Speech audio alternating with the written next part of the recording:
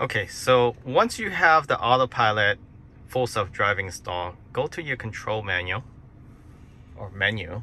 go to Autopilot, and now you have a full list of customization under Autopilot controls. So you can go ahead and request full self-driving beta, and we'll show you how to do that in a second.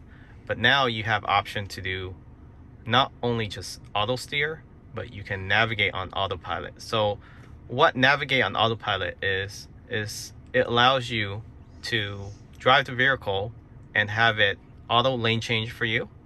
It will auto exit the highway or interchange. So if you're switching from highway to a different interchange, it will do that for you. It will automatically suggest all the lanes that you need to switch to be able to get on the right lane. So this is a great feature. It works really well. Even with enhanced Autopilot, you will get this. So you don't actually need full self-driving to have this Autopilot beta for navigate on Autopilot. And it does exit, and it comes to a complete stop at the exit. So with full self-driving, it will continue on past that exit. So that means that you will be able to not have to drive the vehicle. But if you have enhanced Autopilot, it ends there. So when you exit a highway. So that's navigate on Autopilot. So we will have that turn on, and you can customize this. You can have it enable each time you turn on Autopilot, or you can actually enable it yourself. I highly suggest having it enable every trip.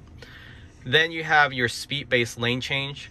So this allows the vehicle to aggressively change lane when the vehicle on your adjacent lane, whether if it's close or if it's far. I like it at max because I live in an area where there's a lot of traffic, and if you don't have max on, you're not going to be able to get over to the lane. So it is higher risk because they will change lane. They will actually cut people off. Sometimes they don't recognize or the system doesn't recognize the adjacent vehicle is coming up at a fast speed. So just be careful using that. If you're just new to the system, to the full self-driving or enhanced Autopilot, I would suggest using average. If you put it in mile, you're gonna miss your exit is basically what I'm saying. And then exit passing lane. So I'm not exactly sure what this is. If you're familiar with this, comment down below. I haven't seen this before on the enhanced Autopilot, but exit passing lane. So that could be, yeah, I'm not sure. So yeah, comment below if you know what that means. So we'll figure that out eventually. And then require lane change confirmation. So that just means you have to hit on the display to confirm or hit on the signal. If you put no, this will automatically change the lane as long as you have weight on the steering wheel. So as long as it detects that your hands are on the steering wheel, it will change lane for you. Be careful having this on, because if you let someone else drive it and they use Autopilot, it doesn't work that well if you're not paying attention, because sometimes it may not recognize a vehicle in the adjacent lane that's speeding up. So be careful using that. So I usually like to have it confirm before it change any lane. But if you do select yes, then now you have lane change notification. You can have it chime, vibrate, or do both. So vibrate, it will vibrate the steering wheel and also give you the chime if you do both. So I'm going to switch this back to yes for confirmation. And then now you have traffic light stop sign control. So it will display the stop sign, alert you when there's a green light, and I think that's all the way in the bottom here. Yeah, so green light notification. So let's say you're texting, or you shouldn't be texting when you're driving or even parking at a red light. But let's say you're turning around, talking to your kids, or you're having a conversation, making eye contact, and the light turned green, it will chime. It doesn't work as quickly as I hope it would, but eventually I'm sure it will improve. It takes about a good 1 to 2 seconds before it chime. So that is 1 to 2 seconds that you will get honk at. But it's still a nice feature.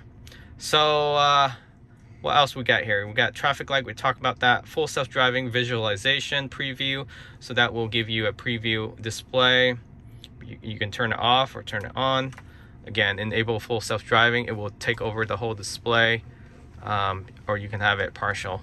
So we'll just leave it full self-driving visualization preview. We'll leave it as that for now. And then you have your summon. Everyone's familiar with summon. I usually have standby off because that burns up some of your battery. You leave it on. And then this is the default setting, 20 inches. I like it really close, so I put it at 8 inches. It's been working fine. Distance between garage and where you exit, 22 feet. You don't want it going too far out, so roughly 22, 23 feet is fine. And then clearance, you want a tight space. Usually tight works well. Require continuous press, no. It's just annoying having to hold down your phone for that period of time. And use the home link. So you have home link. I do have home link built with this Model Y, so you can turn this on and off. And if you have it on, and let's say you park your car in the garage and your garage is closed, it will automatically open it up. So you can have that feature on. But be careful with this, because when your garage is already open, sometimes it gets confused and it will actually close your garage and then try to back out. So just be careful using that. It works well when your garage door is completely closed. All right. We talked about standby mode already, so I usually have this off, but you can exclude your home, your work, and so forth, your favorites. I usually have it off. It does work well if you happen to use summon often. Just have it on standby all the time, but just know that it does burn some battery while you're parking.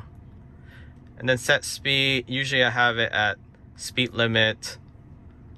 You can do current speed, but then you will have to increase it. Let's say you're in traffic, you will have to increase it. And then your offset percentage, you can control this. So depending on the speed limit, you can say, let's say +5 above speed limit each time. Blind spot, so that these are all safety features, nothing to do with autopilot or full self-driving. And lane departure, so all these are standard. Just this new green traffic light chime is something that has just recently been added. So what we're going to do now is request full self-driving now, and then it indicates, you know, if you're interested in full self-driving, once you accept terms below, Tesla will analyze the data, safety score, so and so. App, make sure your app is current version. You consent to collection of your VIN number, so you can share your VIN number generated by safety score. Confirm continuous eligibility while enroll. Understand that while on full self-driving beta, I am responsible, so meaning you, the driver, for remaining alert with hands on the wheel, and must be prepared to take action at all times, any times. Full self-driving beta does not make my car autonomous. Keyword, does not. Okay, although they try to advertise it as full self-driving. I understand that full self-driving beta can be revoked at any time. So if you drive reckless or you do something idiotic, let's say you post a video of you not sitting in the driver's seat and you using full self-driving, that will be revoked probably forever. So don't do that. So then you hit accept, and that is it. So that's what you get with full self-driving after you purchase it. So now I'm enrolled in full self-driving beta. Q, press again to opt out. So you actually can opt out. So once my data score comes through, now I have to drive like a grandma to get it approved, and we'll see what happens.